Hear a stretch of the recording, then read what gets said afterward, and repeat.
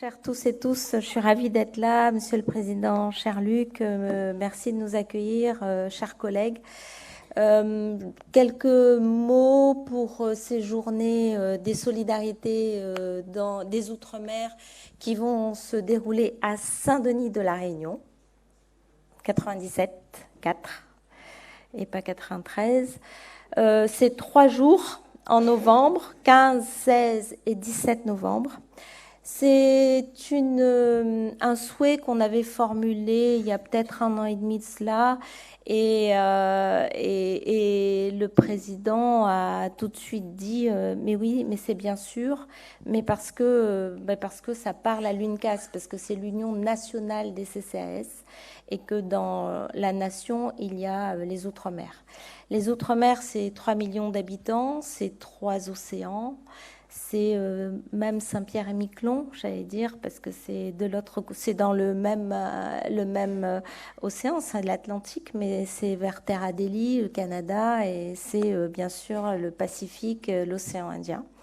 Donc l'idée pour nous, ça va être c'est de se dire, voilà 3 millions d'habitants sur des territoires différents, 3 bassins, des cultures différentes, avec des problématiques que vous connaissez tous ici, hein, la pauvreté, l'isolement, le vieillissement de la population, l'insertion, voilà, tous ces sujets, on ne les réinvente pas bien sûr sur les territoires, sauf qu'ils ont une densité singulière. Tout à l'heure, le président de l'UDECAS du 93 nous disait 17% de chômage. À La Réunion, c'est 50% des jeunes au chômage. À Mayotte, c'est 70% de la population qui vit sous le seuil de pauvreté. Donc vous voyez bien qu'on a les mêmes sujets, mais évidemment, l'épaisseur du trait, ce n'est plus un trait là, hein. C'est vraiment des autoroutes de problématiques, avec bien sûr la question de comment traite-t-on 38% de chômage quand on est à 10 km de l'Hexagone et non connecté à aucun territoire autour. On fait ça comment ? Comment un CCAS, très concrètement, traite toutes ces problématiques? Comment est-ce qu'on peut traiter, par exemple, la transition démographique? J'entendais la ministre ce matin qui nous annonçait, mais ça va venir bientôt, j'ai bien compris, la loi sur le grand âge. Mais est-ce que nous traitons la loi sur le grand âge avec le même prisme comme nous sommes sur le territoire hexagonal où la transition démographique est achevée, alors que sur Mayotte, on en est très très loin, et à La Réunion, on commence, et à la Martinique, la population, c'est une population très vieillissante. Donc on voit bien que les sujets, je le répète, sont certainement identiques, mais les prismes aussi sont différents, parce que le sujet n'est pas au même niveau d'évolution selon qu'on se trouve dans tel ou tel territoire. Mais nous sommes dans la nation française, nous sommes en France, et donc il faut trouver des solutions. L'autre point qui est important à mettre en évidence, c'est que ces territoires ne brûlent pas particulièrement tous les jours plus que, mais des territoires de banlieue ou difficiles en France hexagonale. Pas plus ni moins, j'allais dire. Bon, c'est pas rassurant, mais je le dis comme ça. Donc, ça veut dire que sur ces territoires-là, il y a une innovation, il y a une créativité, il y a un savoir-faire, il y a peut-être des cultures particulières qui font que des solidarités préexistent à des interventions institutionnelles. Et c'est tout cela dont il sera question lors de nos travaux pendant ces 3 jours. Ce sont des travaux qui seront très intéressants aussi parce que ce ne sont pas les Outre-mer qui parlent aux Outre-mer, mais ce sont les Outre-mer qui partagent avec les hexagonaux, puisque nous aurons la chance d'avoir aussi des collègues de l'Hexagone qui viendront travailler avec nous pendant ces 3 jours. Ça fait que nous allons faire des échanges d'expériences. Vous allez vous enrichir peut-être sur nos pratiques culturelles et ou de résilience qui n'existent pas ici dans certaines villes. Nous allons également nous enrichir, nous allons constater les difficultés, mais nous allons également montrer les savoir-faire et nos capacités de faire face aux grandes difficultés.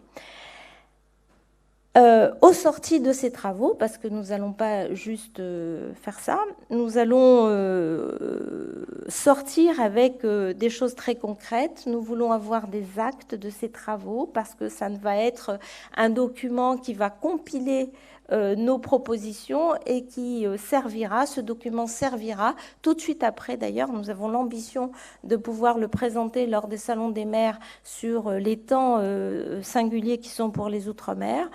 Donc, un document unique, base de travail qui nous permettra d'aller rencontrer ensuite les parlementaires, les ministères, enfin tout le réseautage utile et nécessaire quand on porte des combats particuliers. Ce sont des documents que vous allez avoir quand vous allez, vous, dans des instances nationales où nous ne sommes pas présents. Vous allez pouvoir, avec cette connaissance nouvelle, partager et faire avancer aussi nos dossiers. C'est ça la solidarité, c'est aussi ça la nation.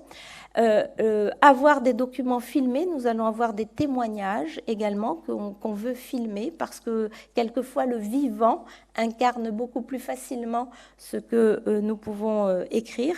Et nous souhaitons au sorti avoir deux choses très concrètes. La première, c'est, enfin en plus de ce que je viens de dire, c'est avoir la fabrique d'hommes.